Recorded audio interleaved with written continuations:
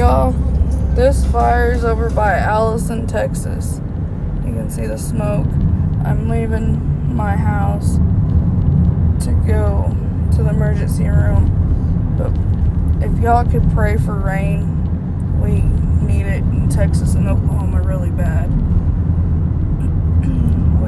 Last fire like this that came through, it got pretty close to my father-in-law's house. Who knows where this fire is going to end up. See the smoke.